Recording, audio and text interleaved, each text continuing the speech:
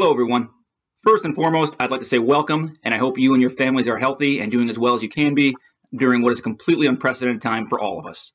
My name is David Alley. I am a special agent with the Department of Homeland Security Investigations in Detroit, Michigan. I am assigned to the Child Exploitation Unit. What that means is we investigate crimes involving the exploitation of children, most typically over the internet. So that's what we're going to talk about in this video today. I know everyone's kids are home much more than we're all used to and are most likely on technology much more than we're used to. So during this presentation, I'm going to give a quick overview of some of the more popular apps that are out there with children, with teens, some of the ways that we can help keep them safe, apps to be on the lookout for, and parental controls that we can have. A little bit about me. I have been with the Department of Homeland Security for 13 years. I have been working crimes against children for the past 5 years. I am a computer forensics agent. I was a presenter at the 34th International Symposium on Child Abuse. I was a nominee for the 2019 National Center for Missing and Exploited Children Hero Awards, and I am the Senior Defensive Tactics Instructor with HSI Detroit. So with that said about me, let's get right into sort of the heart of the presentation. Couple statistics just to start us off. Nearly 1/3 of children have a computer that is in their bedroom at all times. 66% of middle schoolers regularly use a smartphone. 9 out of 10 children between the ages of 8 and 16 have admitted to viewing pornography online. And that's both intentional and unintentional. And I'll talk a little bit about that in a minute. And then 1 in 5 teens have engaged in sexting. Some studies have that as high as 1 in 4. And a lot of this stuff is self-reported. So, if we're getting reports of 1 in 5 or 1 in 4, it's likely higher than that. 40% of children are spending at least 30 hours per week on a cell phone. Again, with all the craziness that's going on right now, it's probably much higher. It's wonderful that we've gotten to a point where technology is advanced, where we are able to keep in touch with friends and family via social media, via the internet during times like this. But there's a bit of a darker side to it as well. 88% of parents know their child's cell phone password. That's fantastic. That's great. It should be closer to 100%, but 88 is pretty high. But only 50% use any sort of parental controls, filters, things of that nature. Just knowing the password's not enough. Just having the ability to get to the phone is not enough. We need to be actively seeing what's going on the phone. And then a little bit about social media use by teens, by preteens. 96% of them use YouTube. Most people use YouTube. And I'll talk about that a little bit later in the presentation, the ups and downs of YouTube. Instagram is extremely popular. 72% reported using that. Snapchat, very, very popular, 60%. And then Facebook, unfortunately, the one that we're most likely to be familiar with, parents, is not particularly used by younger kids anymore. And I'll get a little bit more into what Facebook is offering for younger kids and the pluses and minuses to that as well. So how do kids get online? Almost everything, right? Computers, cell phones, MP3 players, video game consoles, e-readers, Nooks, Kindles. All of these things can get online, can reach out, can download the apps that I'm going to be talking about. So what do we do online when we're online? A lot of you recognize these, YouTube, Call of Duty, Fortnite, stuff that our kids are doing while they're home, while they can't go outside, while they're connecting with their friends online. So we should recognize a lot of these ones. We may not recognize these as much, and we'll get into these as well, but these are also apps that are popular with children and are unfortunately very abusable. My disclaimer with all this is that social media is not inherently good and not inherently bad.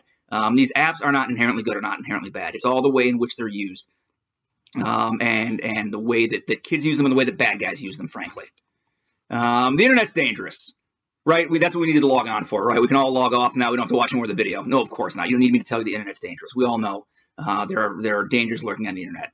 Hacking, sexual exploitation, sextortion, hate speech, cyberbullying, stalking. The list goes on and on and on. At the end of the day, it's just not about trust. It's about keeping our kids safe and as safe as we possibly can. So who are the bad guys, right? Who are the bad guys that we're trying to look out for on the internet? I wish I could tell you there was a one-size-fits-all classification. I wish I could tell you, hey, look out for this, and this guy, and you'll be fine. Unfortunately, there's not. There's no one-size-fits-all classification of bad guys. People that we've convicted include priests, doctors, coaches, engineers, musicians, people, frankly, who have access to children. And in like the shutdown, anybody with social media, if our children are on social media, they'll have access to our children. and males and females. We see both men and women. So don't just assume, well, it's a woman. It can't possibly. We arrest women for this sort of thing too. And then who are our victims? Kids. This slide could just say kids. Kids of all ages, races, backgrounds. There's, again, just like there's not one size fits all classification for bad guys, there's no one size fits all classification for our victims. Kids are trusting. Kids are inherently trusting. They're curious. They're unable to see the long-term consequences of their actions as adults would. And they're able to be exploited. They're able to be coerced by adults. They're able to be intimidated by adults. The bad guys and bad girls we're talking about are experienced of this sort of thing. This is what they do. This is what they know, and they're very good at it through the means with which they exploit our children. And exploited kids are our victims. We do not blame children. We do not fault children for if they produce pictures of themselves, videos of themselves. The children are not at fault. It is the bad guys that we blame, and we are going after the bad guys, not the children who have produced this. And that's very, very important.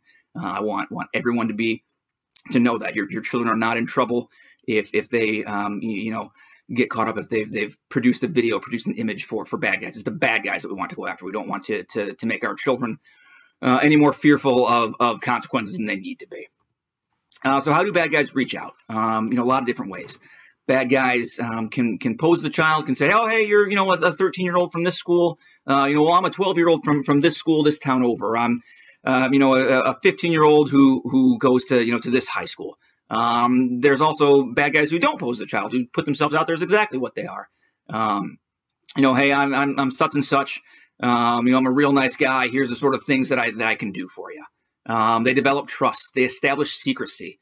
Especially as they don't pose as a child. They don't pretend to be someone their age. They're an adult who says this is just our special secret relationship. Nobody knows about this but us.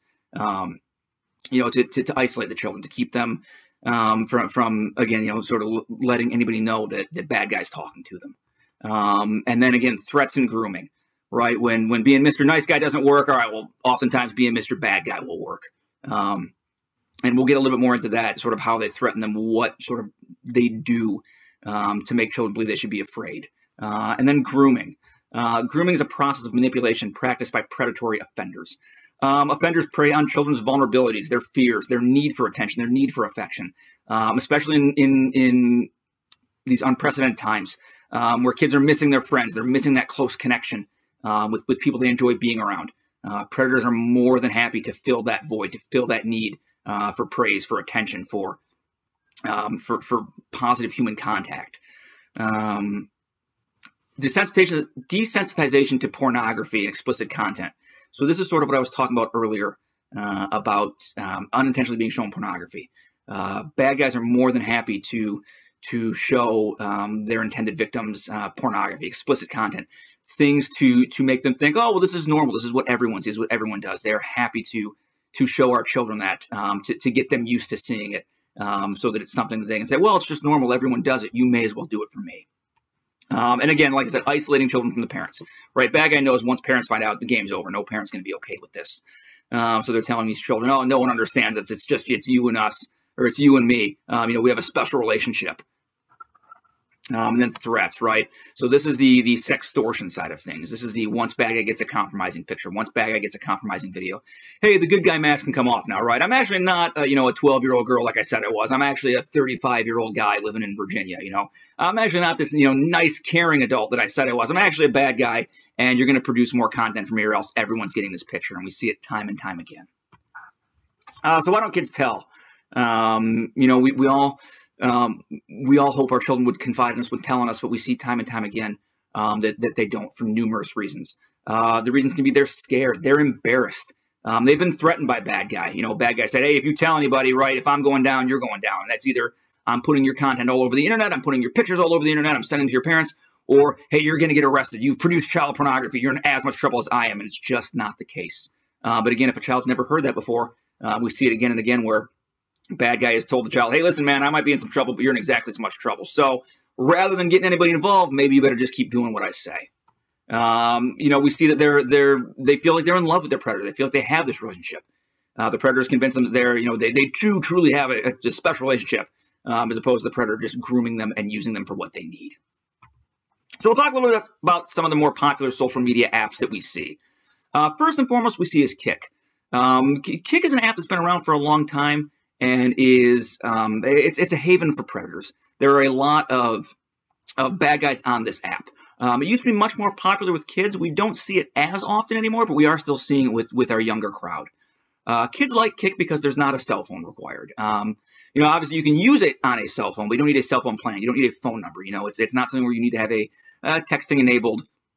You just need to have a tablet, a phone, something that can get data and download apps. There's no parental controls on Kik. There's no really way to filter the content. It's sort of it's on or it's off. And it offers text messaging, image sending, video sending. And one of the caveats that I will say is any app that can send images, messages, videos, we have seen used to exploit children. It's the sad nature of the beast that any app that is able to send content, we have seen children exploited on it. And Kik is one that is a very sort of, when I say light app, there's not a lot of additional features to it outside of the ability to make friends, make contacts, and then send content. There's no real parental controls. And predators love Kik. Predators love it because you can be anonymous. You can make Kik accounts without tying it to any real facet of your life. It doesn't verify phone numbers, email addresses, things of that nature. You can have multiple accounts that set up that you would log into, log out of. This content is destroyed once the app is logged out of. Predators know this, and they'll instruct their victims, hey, make sure that we're logging out when we're done, just so that way it's harder to find evidence. So this is a very, very popular one that if you find on your children's device, I would be very, very cautious. I probably would not let it on my children's device. This is something there's just too many bad guys on this particular app. Snapchat. A lot of kids have Snapchat. A lot of adults have Snapchat. There's a lot of fun things to Snapchat. Again, as responsible adults, it's a fun messenger service to be sending. But again, there's a lot of drawbacks to it. Similar to Kik, it can run on iPhones, not just iPhones, it can run on any smartphone, tablets, iPods, Kindles, anything you can download apps to. It's anonymous. Again, it's something we don't have to tie it to your real identity. And then photos, disappear after we send them, right? So there's this frightening false sense of security that it's okay, I can send whatever I want. They're gone, right? They disappear after I send them. Not really. Snapchat notifies you, of course, if someone takes a screenshot. It doesn't stop the bad guy from still having the picture. Doesn't stop the bad guy from taking a picture with another phone. Doesn't stop the bad guy from putting the phone in airplane mode, recording his screen. Even if it sends you notifications they've done it, it's too late and they have that content. Now, we've seen that time and time again where children will produce content where, I'm safe because it's gone, and then bad guys use that to get them to produce further content.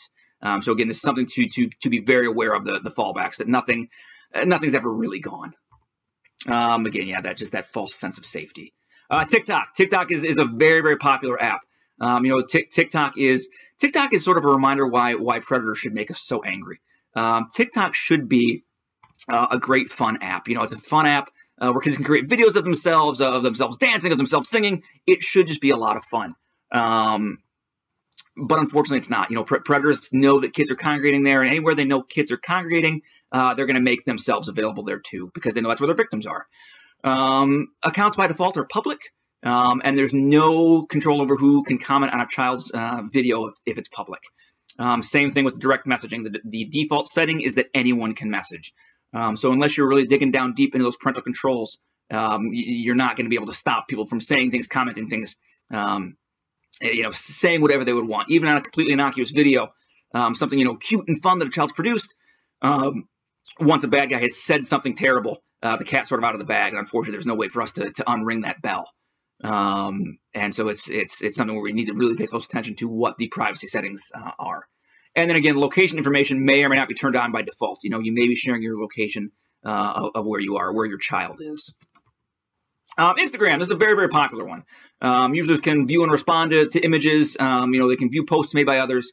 But again, bad guys know children are on there, so bad guys are on there too.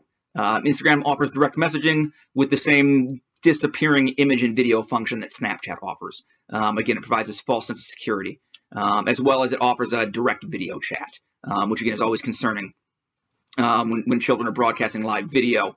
They may be following instructions from bad guy. They may be following orders from bad guy to produce these things in real time. And then Finstas. Finsta is a term for a fake Instagram account. Typically, it's a sub account under a user's main Instagram account. So mom and dad may know about the regular Instagram account, may not be so savvy about the Finsta account. Typically, it's a bit more salacious content, a bit more stuff you don't want all of your followers seeing, maybe just more of a handful of them. Facebook Messenger Kids. So this has become popular recently, especially in light of all of the quarantining. It's a good way for children to stay in touch with their friends. It's a kid-friendly version of our typical Facebook Messenger. It's geared for the younger crowd. Specifically, I believe it's geared for 9 to 11-year-olds, but really anyone under 13, this is what it's geared towards. It's a standalone messenger service. Your children do not have to have a Facebook account to use it. As far as social media apps go, this is probably my favorite.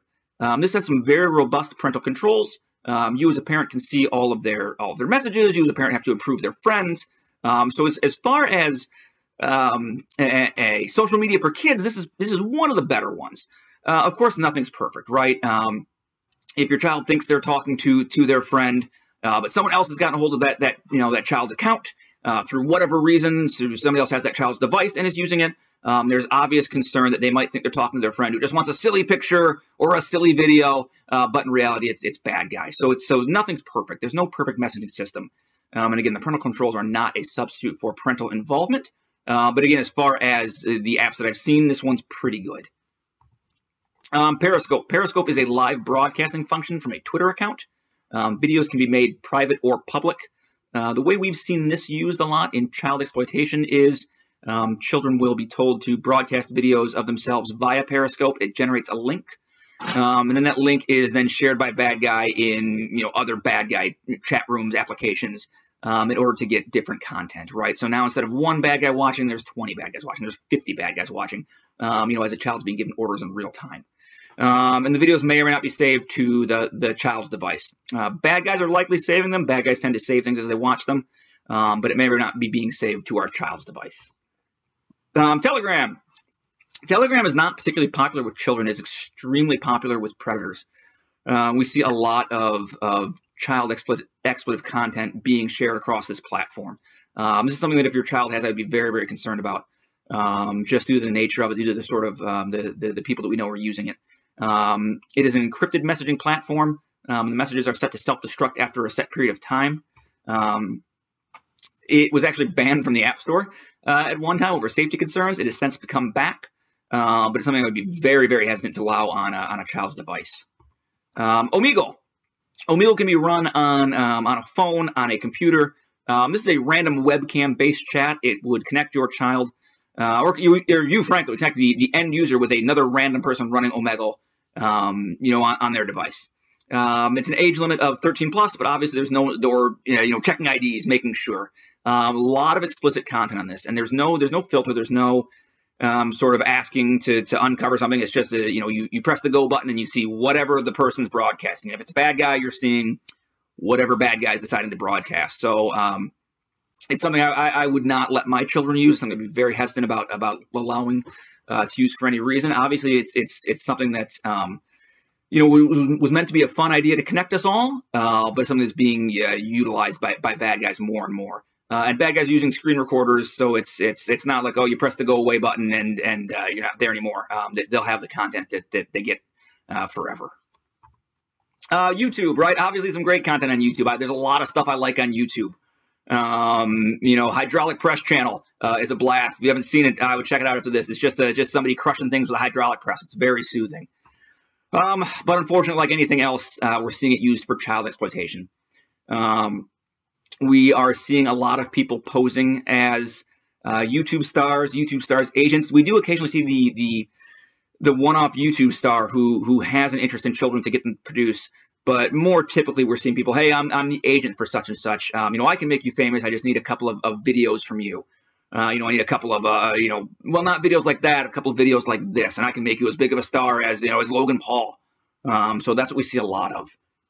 And then again, with children having YouTube accounts, these accounts, if they are public, there's no way we control what a predator says. Once they've said a terrible, horrible thing, even if we are appropriately horrified, that is still out there, and it's nothing we can control.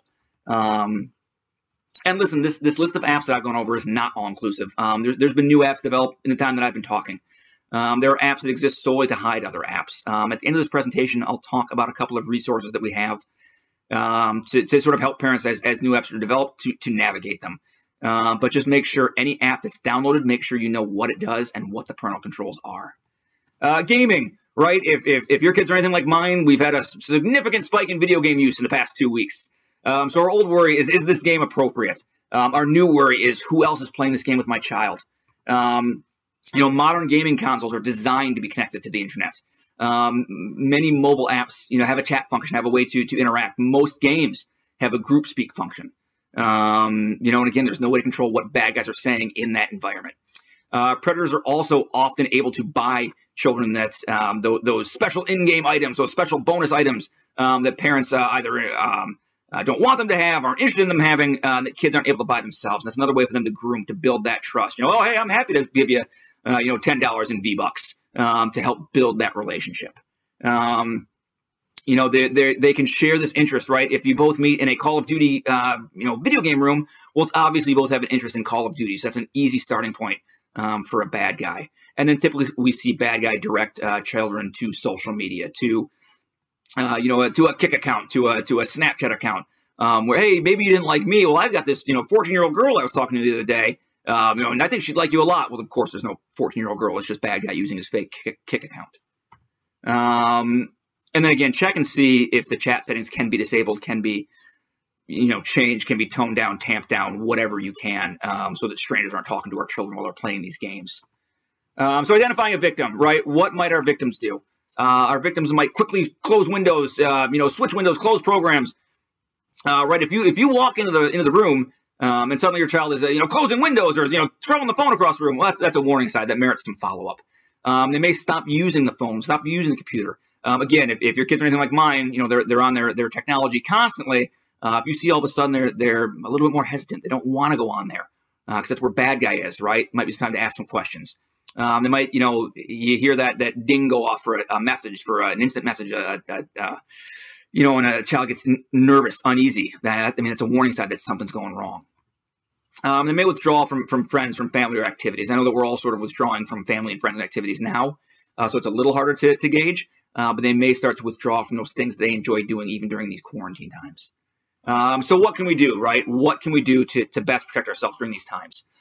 Education is the first best step, right? Especially in the quarantine, as we're all, on our devices. Establish our expectations, establish expectations of our children, what we want them to be doing while they're on their devices. Remind them that no one is who they say they're online. Anyone could be anyone while they're online. And understand that once something is online, once content is produced, once a video is produced, an image is produced, it's there for good. And that's good internet etiquette to begin with. All of our kids are going to have to get jobs someday. But especially as far as sending pictures, sending videos, once it's there, it's there for good. Personal information sharing, what's okay, what's not okay. Telling them that, hey, listen, adults shouldn't be contacting you directly, on a one-on-one basis. I have coached before. I've done this where I've instructed children. I would never contact them directly. If I needed to, I would make sure their parents were aware that, I was contacting them and started group chat with them and their parents. I would never contact a child directly, and I would have my child tell me immediately if an adult contacted them directly. And again, remind our children they can always say no. They can always say no to requests. They can always say no to what a bad guy is asking. Because bad guys, when they ask for a little bit more, they're never satisfied. There's never enough. And the hole just gets deeper and darker the more the children comply. That said, mistakes are still going to be made, right?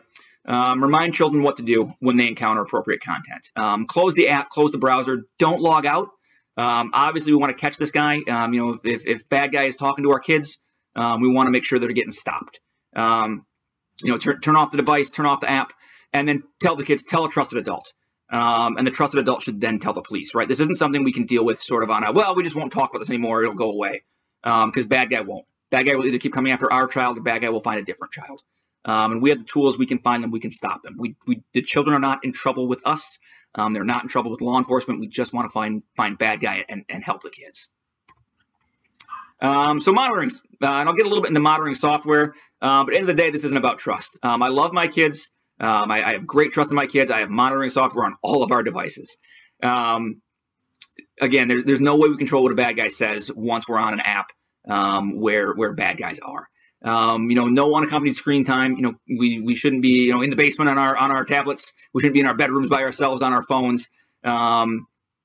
We're researching any app that's used. Anything that's got a messaging ability. We're seeing what the parental controls are, if there are any, and what we can do to tamp it down. Social media, right? Mom and dad are friends on all of our accounts. Mom and dad have passwords to all of our accounts. We can check it anytime that we want.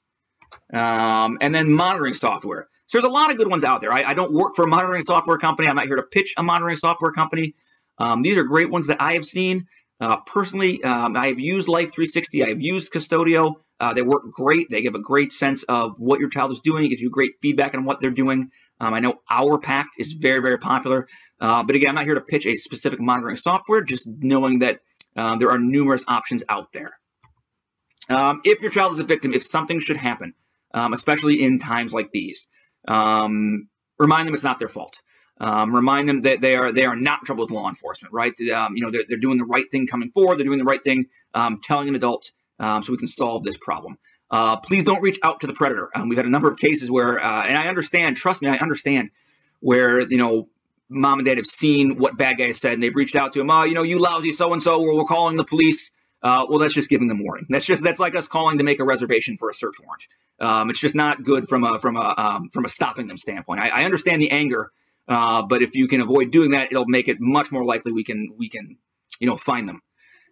And then don't delete anything. This is stuff later. If there's an arrest, if there's a trial, it's stuff that we'll need later to put them where they need to be. Report immediately. Report to the authorities. Our tip line number is down there. 866-DHS-2-ICE. All of these tips are taken seriously. All of them generate a report, and they will come to us for us to follow up an investigation. Every tip that comes in is taken extremely seriously. These resources for parents are great to check out. Some of them are cyber safety tips. Some of them, the Howcast is a great video for popular websites, popular apps, and it sort of gives you a walkthrough of how they work, what they do, and what the features are in them. This is a resource that I bring up because it's helpful. It's a resource for removing content on websites. Bad guys posted a picture to a website that we don't want up there, right? A picture that we don't want online. This site is good instruction for how to take it down. This is not a substitute for parental involvement and not a substitute for law enforcement involvement. It's just one more thing. If a picture is up from a site that we would want taken down, this can help with that. And this is my contact information. Please feel free. I know we went through this very quickly. This is a presentation I typically give over a much longer period of time. That is my email address. That is my phone number. Please call with questions, email with questions. I'm happy to help. It's important in this time to keep our kids safe, right? We have enough to worry about right now with all the health concerns without having to worry about, bad guys on the internet as well. They're out there. I wish they weren't, but they are. We want to keep your kids safe as much as you do. Everyone in my office will drop what we are doing to investigate crimes that are harming children. So we want them safe as much as you guys do. Thank you so much for listening to this. I truly appreciate it. Again, feel free to call and email with questions.